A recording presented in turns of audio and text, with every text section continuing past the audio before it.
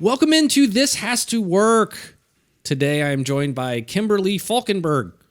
Kimber is a community builder, board member, and is currently the co-founder of Sequence, a travel workflow automation and sequencing software platform that works for everyone, from individual travel agents to enterprise-level travel agencies.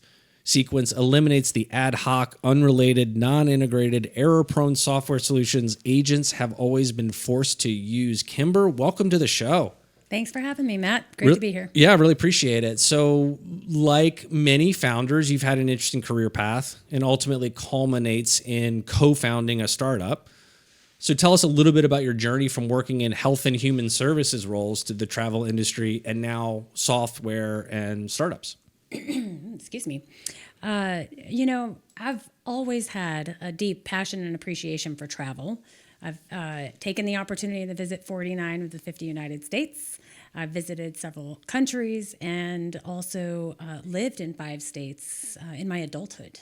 But to answer your question, the travel thing has always been there and been a part of me. But to answer your question, kind of the whole journey professionally went from hospitality to corporate, and then found my way into health and human services. It was at that time that I experienced a personal tragedy, and my father became terminally ill and then subsequently passed away. And during that time, I think like a lot of people, there was self-reflection. What do I want to do with my life? What do I want to do when I grow up? And this is not too long ago. So, yeah. And evaluated what I really cared about, what I was passionate about. Entrepreneurship was one, travel was another. And I was presented with an opportunity to enter in the luxury travel planning space as, for lack of better terms, a travel agent. And I turned my nose up. I thought, like a lot of people, I thought that industry is not a thing now, is it? Right. I imagined, we say it all the time, blue-haired old ladies at the mall passing out brochures. Like, this is not what I envisioned. I envision just the world being eaten by like Expedia and Kayak and all of those things. But we'll talk more about this. But yeah, it's way more complicated than that. It is an amazing industry of not blue-haired old ladies. Although that would be great, and there might be some. That's amazing. But I took the opportunity after learning a little bit more. Had a great time in my first year as a luxury travel planner, and grew my business very quickly. But I also learned about the antiquated and fragmented industry and how desperate people were for solutions to increase efficiencies and just make their lives better in the world, and my life better as a travel advisor. And so I started kind of messing around with this idea of building some software to solve these problems. But at the time, like all of us in 2019, we were very, very busy and turning away new business. And then unexpectedly, a global pandemic came and totally devastated the industry. By that time, I had met what are now my co-founders. And during the downtime of 2021, we had an opportunity to build something which is now called Sequence. And so here we are. It's been an interesting journey. So as of this recording, Sequence launched about a week ago. That's a huge milestone for any founder. I can also imagine that the roller coaster ride of emotions of leading up to that, the panic, the excitement, the elation once you hit go and the whole world doesn't come screeching to a halt Y2K style. That's certainly a nice hurdle to clear. How's the response been so far? What does that look like since you guys have launched? Yeah, I mean, you're right. The emotions of going live with your product, so many startup founders have experienced this. It's terrifying. But to be honest, the few days leading up to our launch, it was a great lesson in trust, like trusting my team, trusting the process. I've been told by you and lots of other people in the community, in the ecosystem, to know we're never going to feel totally ready. Right. But until I went to bed the night before, very confident, knowing that we didn't have it all figured out, but still feeling good about where we were. That morning, we were scheduled to launch at 10 a.m. That morning, I was not calm. Yeah. I was really beside myself. To your point, I just was sure everything was going to crash, or that it would be crickets and no one would sign up. I'm very happy to report that we did have several people sign up. We had 50 small businesses sign up from our platform in the first 48 hours from launch. And since then, we have a pipeline of 7 enterprise customers. Wow. Yeah. So we're busy. Yeah. Well, and the team that helped launch this were new. I mean, some of the folks in your team, I guess, actually the balance of your team, have been on this journey with you for a matter of weeks, maybe months, but not a long time. So that's a tremendous amount of trust to put in your team that's so relatively new as they launched it. So community for you has always been really important, right? You and I have had conversations about this, and you have a few professional communities that you specifically lean into. Why is that community building such a priority for you? Because you just outlined, like, you're trying to launch a product, you're trying to, get your startup up and running, you're hiring new people, you're onboarding new people, you're doing all this stuff. And yet I seem to see you all over the place working with people and leaning into that. So why is that so important to you? Yeah, I'm going to answer this question with 2 parts. I think, and maybe we can bring it back to the travel experience. I think you have a choice when you travel to get to a location and visit the sites and eat the food and do the walking around town, and all of those things are wonderful. But for me, I really don't feel the essence of a place or understand what it's like until I meet and experience the people and the community in it. I think otherwise you're skimming the surface, and that is true for me. I've mentioned that I lived in 5 states in my adulthood, and those are usually been like 5 to 10 years each. It takes a while, and it takes a lot of guts, and it's a practiced effort to build that community intentionally. One, I don't want to be lonely in my new cities, so that's why it's personally important. But 2, it's not skimming the surface, right? I get to really understand who the people are in that community, and they get to understand me, and therefore we can be there for each other. And then the second part of that question, I want to talk about a specific community I'm involved with, which is female founders. And oftentimes that's a group of underrepresented founders in general. And I was thinking about this topic of bootstrapping lately, and how everyone is talking about how you should be bootstrapping, and if you're not bootstrapping, it's not a good idea, or that folks who are bootstrapping or decide to in the near future from this point forward are going to be the people who succeed. I don't disagree with that, but because I'm a member of several communities, I was able to open this dialogue up and talk about it, and identified why it was feeling uncomfortable. And it's for us and for me, what we identified is that bootstrapping is a luxury for many, and it's oftentimes not even nearly possible for people of certain backgrounds. So there's got to be some level of privilege or foundational financial stability that comes that you have when you're doing that. If you're over the age of 21 and right. and I'm well past that age. So anyway, I bring that up because I think I probably would have felt very conflicted internally about our decisions as a company on how to move forward had I not had a community of people I trusted to turn to and ask the question. And that's where you learn you normalize your thoughts and feelings, and then you feel more confident to go advocate for yourself or explain some of the decisions that you make for your business every day. Yeah. And I think it's important. I mean, we talk about representation a bunch, and when I say representation, I think it's important for someone to see a person that they feel is like me, right? Or may have a similar background as me, or may have had a similar life experience or life context as I have. And then it makes something feel more possible, if not more probable. And we have an underrepresentation problem among, kind of tech founders, especially people of color and female. So that's an important role to take, even if it's just like demonstrating like this is possible. This is something that you can do. Yeah, I completely agree. And, we work together. I think allies are just as important as the individuals themselves. And so I appreciate what you and your group have done. And there's quite a few organizations here in Birmingham who pay attention to who's at the table, who's in the room, and make a real intentional effort. So. Yeah, one of the things that I've watched you do in the short time that you've been here is really try and exercise kind of the ability to convene folks. Like you can bring groups of people together.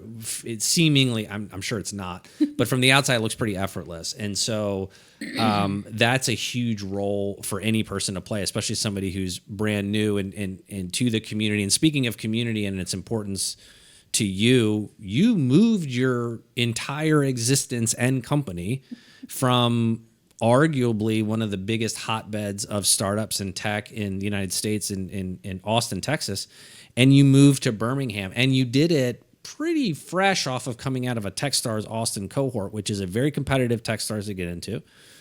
Did they all just look at you like you had grown a third eyeball and had lost it completely? Like, what was their reaction to your announcement that you were going to relocate everything to Birmingham, Alabama?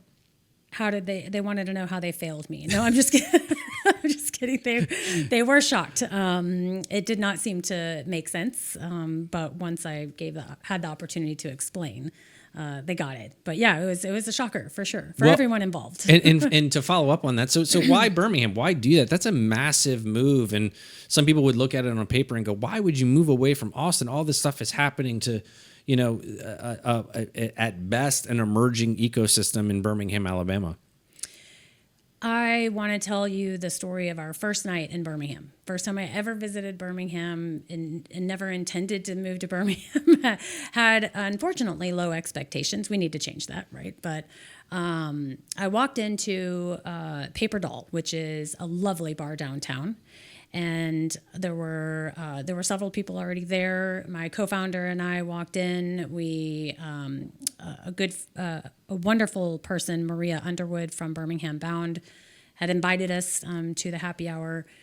There were several people who were walking up to me, shaking my hand, saying, "Nice to meet you, Kimber. Watched the video. Really excited to have you here." And after about 3 or 4 of those interactions, turned to Maria and I said, "What video?"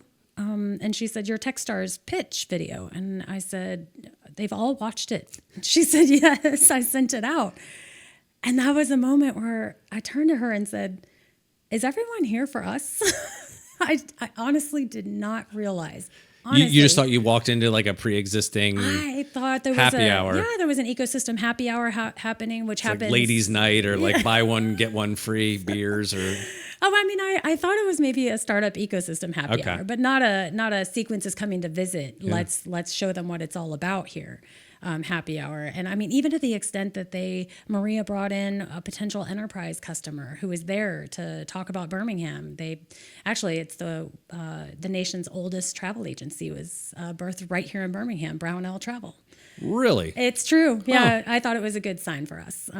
So needless to say, Economic Development Corporation, the city of Birmingham, various startup founders, one of our potential, future partners, investors, everyone was there just to introduce us to the community. And as you mentioned, community is a big piece for me. So we didn't make the decision right then and there. We came back at a second time, but it was an obvious fit after we learned more about the people here. And it didn't hurt that I took you and your co-founders to Shoe Shop, which is arguably one of the best spots in the entire Southeast. It's gorgeous and great drinks, delicious food. Yeah, good. I'm glad you enjoyed it. It's definitely one of my favorites. I might be biased as 2 of my friends own it. But I think it stands on its own regardless of that bias. So now looking back, it sounds funny looking back several weeks, looking back a couple of months and thinking, okay, we've made this move. We're in Birmingham. Any second thoughts or any kind of like, hey, this was really crazy and maybe too crazy? No, absolutely not. I have been so pleasantly surprised by new developments. It feels like every week, and I could literally wear a billboard at this point talking about how amazing Birmingham has been for us. But every week there's a new opportunity. I just completed, we office out of Innovation Depot, for example. They just released, and I just completed working on an application for a grant that they have available for everyone who resides, has their office there in the building. A couple of weeks ago, I participated in the Economic Development Corporation's Investor Connection, where they brought out-of-state investors to Birmingham to meet with us individually. So I just can't speak enough about it's been one of the best decisions we've made for Sequence so far. So you came from a very well-established, very famous, very kind of gravitational startup market, startup ecosystem in Austin, and you come to Birmingham, and to your point, like there's a lot of good raw kind of materials level set here. But how do you hope to see the Birmingham ecosystem evolve over time? So, I've been here since September of last year, so I can't do the math right now, 8 or 9 months. It's not been very long, so I don't want to speak too much about my expectations moving forward. But I will say you've done a great job so far, Birmingham. Keep it up. And then I noticed something that other emerging ecosystems may struggle with. I hope we don't as we move forward, which is to be really stuck on asking founders or companies how long their commitment will be to Birmingham. Focused on whether or not someone's truly committed, I do not believe is the way to go. I think we have a much more transient community today across the nation post-COVID. I think especially younger people are valuing the opportunity to move and experience different communities at any given time.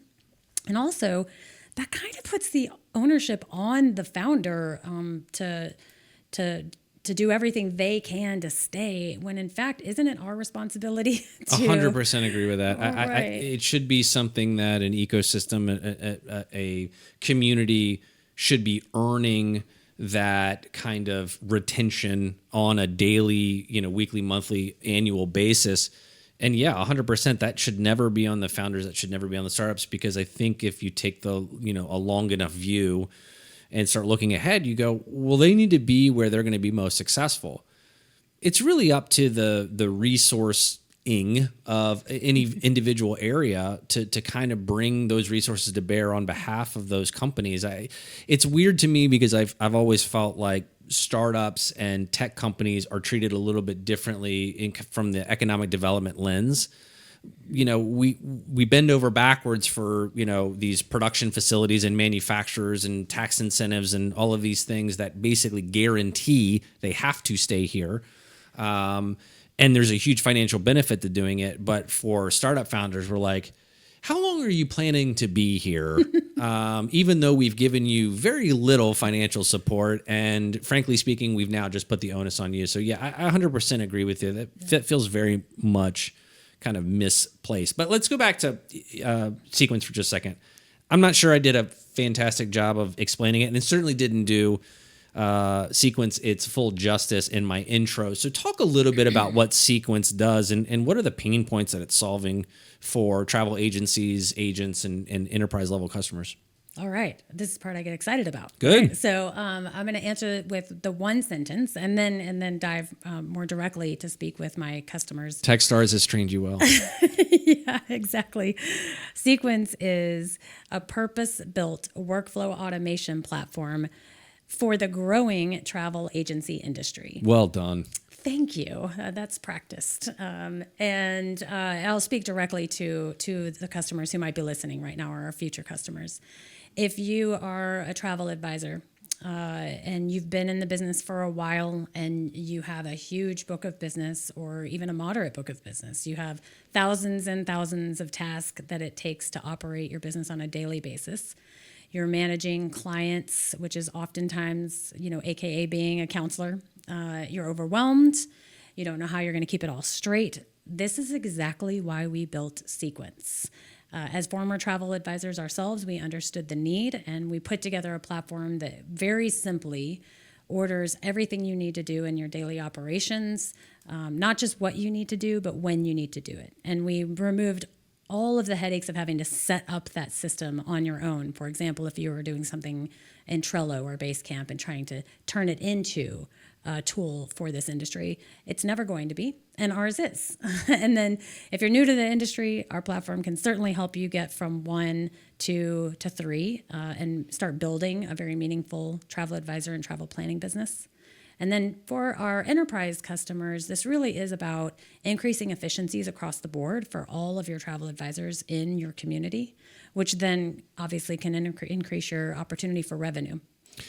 One thing that you have helped me understand is kind of what's at stake first, and then also to the scalability problem for independent travel advisors. So let me take these in two pieces. The first one is what's at stake can be as simple as we didn't get this thing booked in the time frame we needed to get it booked for availability, for a certain price, for a sequence of events within the overall travel plan.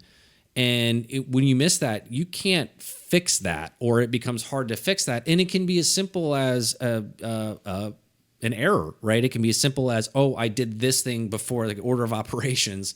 Yeah. And even experienced, professionals are very prone to making those kinds of simple mistakes, because right now, without Sequence, maybe they have something on an Excel file, and then they have something on a Word file, and then on a notepad, and then in these three different, accounting softwares or websites or pages or all of that stuff. It's the game of how many Post-its can you fit around your laptop to remind you of what you need to do. And then you got to post it over top of another Post-it, which is the one you really needed. And yeah, for sure. So that was the first thing. And the other part of it is scalability, because at some point in time, this comes down to the expertise and the labor that's represented in doing this work.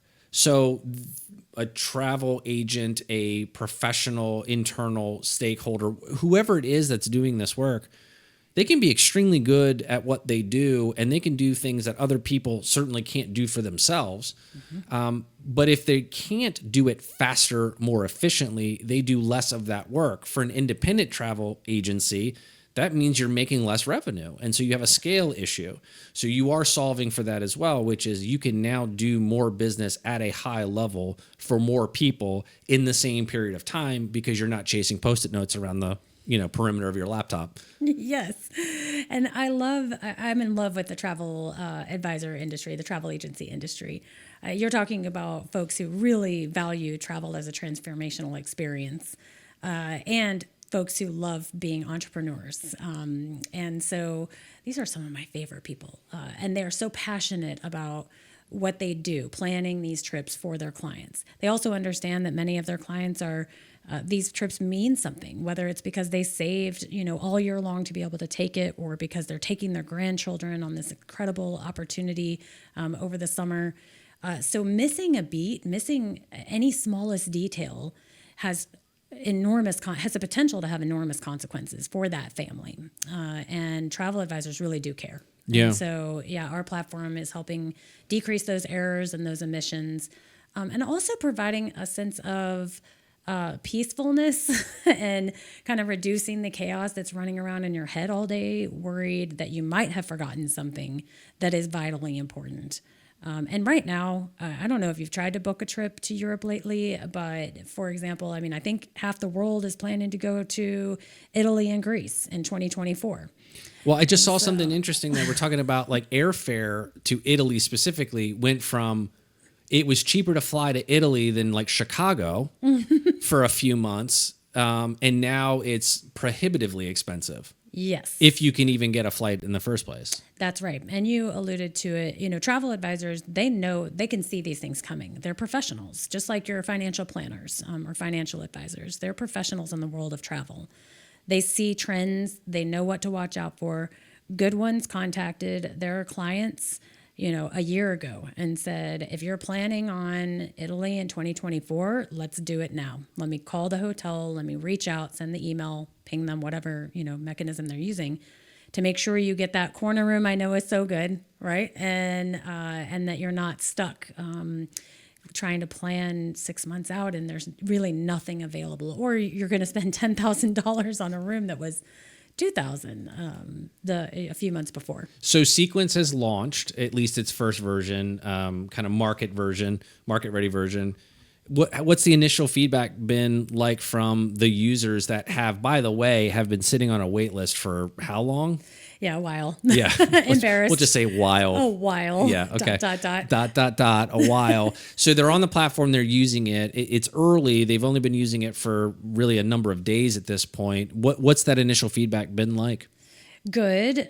We have some learnings, of course, but we had 86% of the people who logged into our platform for the very first time utilize the in-app tools we built to follow the instructions of, for example, completing their first workflow. For us, that was enormous. That was a really great learning for us to say, folks want to learn how this platform works and put it into use. And we have folks who are using the platform today, and you can't ask for more than that. But honestly, it's not a number I would be satisfied with, and not because I'm a perfectionist, but because we want to make sure that people have a tool they can really use. So the interesting feedback that I'm getting is I did the thing you asked me to do. I logged in, I built a workflow, I saved it. I completely see the value in your platform. I'm loving it. I'm definitely going to use it, but I'm really busy right now. I'm going to set this aside and I'm going to come back to it when I have time to migrate my information into your platform so I can use it every day. And what that taught us is we needed to present an opportunity for us to facilitate moving their data into the platform and making that experience very seamless. Understanding that travel advisors, everyone's very busy right now. They've got barely 5 minutes for themselves or their kids.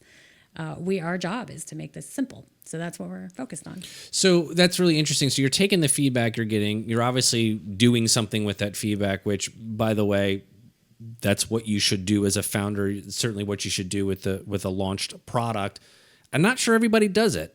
And I'm not sure people don't put off launches in fear of having feedback come back that potentially challenges you, right? Or says, oh, we didn't have this quite right.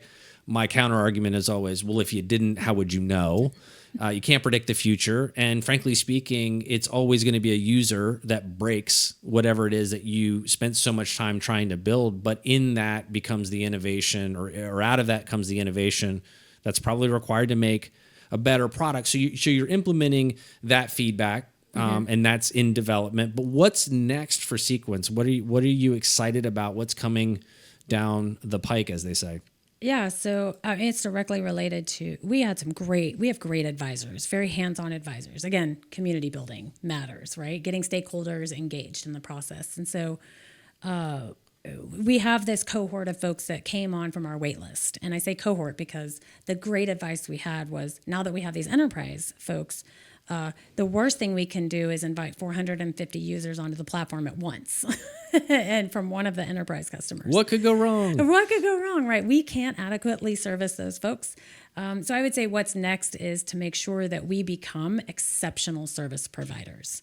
We are a technology first platform. But our industry is driven on personalized service. So how can we build things within the app or within the website? How can we, and then supplement it with white glove experiences? What I hope is that in 6 months from now, we have a cadre of users of Sequence that say, I'm here and I'm okay with them messing up occasionally or not getting it quite right, because I know that when I send the message in the chat box, they're responding immediately. Because I know that when I have a problem, Sequence is going to be there to help me with my business. It's a really good point. I don't think people fully appreciate the brand loyalty and the user experience that you can create from fixing a fault, right? So I messed up. Yeah. I apologize. I own it. I fix it. And whenever that happens, that's the same experience for everybody who has that issue. In my mind, I think there's an argument to be made that that's creating a more loyal user than if nothing goes wrong and they don't have the experience of saying, hey, I'm putting my hand up, this is wrong, fix it. And you go, yeah, it is wrong. We're really sorry. Here's the fix, or we're working on it. And here's when you can expect the fix. Yeah. It takes humility. It's hard. And you any startup founder will say it's blood, sweat, and tears to get something built, get it out. And the idea of having to backtrack with it is, it can make you sick to your stomach a little bit. But that's why having, either some experience in, building to a certain extent and not beyond that is vitally important. But at the end of the day, I mean, to think that we're going to be perfect out of the gate, Yeah. or that we're not going to screw up is just absurd. Yeah, and you got to set expectations for yourself to go like, Yeah. We're gonna mess this up. Like we didn't get it all right. We didn't get, we had to take a 1,000 assumptions. Some percentage of those assumptions will be incorrect or will be incongruent with another assumption that we made. That who can connect all those tissues, Yeah. together. And I think, I think everyone on our team, albeit some of them are new, to your point, have also fallen in love with the community of travel advisors. And so I think that shines through when you're when you're engaging with us and you're engaging with the platform. Hopefully a user or a community member knows that we're here to support the travel entrepreneur, period, full stop. And what you have shared with me that I found really interesting, and it seems naive to say it out loud, now that I know it, but I don't know that the average person that's not in the industry can appreciate how much agents love to travel and how much they love to have that experience.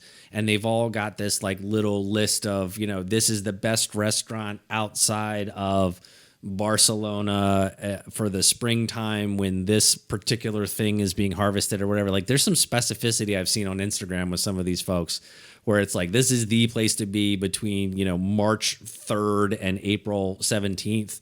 Yeah. And they just love it. I mean, it's such a passion for them. And I'm sure that comes through in their work. And then you give them a tool that makes them more efficient at doing that great job and really exercising that expertise.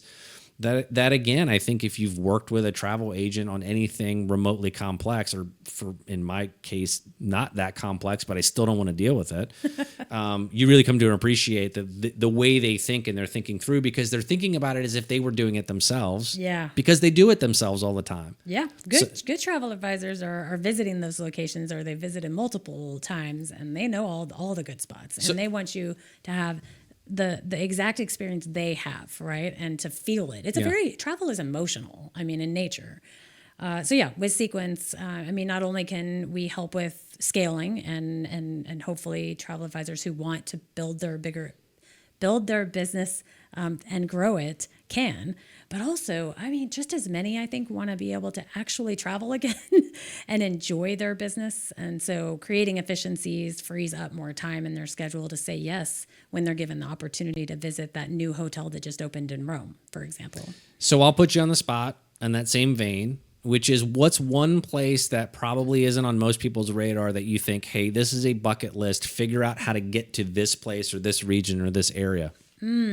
Morocco, for sure. It's my favorite so far. And I think it's probably on a lot of people's bucket list. But it may stay there for a really long time because it feels overwhelming or confusing how to navigate it or plan it. And so, of course, give a little plug. This is when you call a travel advisor, right? A travel advisor knows how to do it. They can make sure you have a great experience. Make sure you put it on the bucket list and then do it. Yeah, absolutely. Yeah. All right, Kimber, well, tell people where they can find you. Where can they find Sequence? Where can they find you on socials or email or however you're willing to be contacted? You can contact me directly at Kimber, Kimber, at getsequence.com, and that Sequence is with all S's, Sequense. I love hearing from our community, so please do reach out.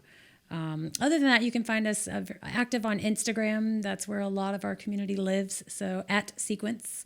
Also on Facebook, at Sequence. It's a great follow, I'll be honest with you. It makes me want to travel more often. It gets me excited about that. So, cool. Kimber, thanks so much for joining us. Really appreciate it. Thank you so much for your time.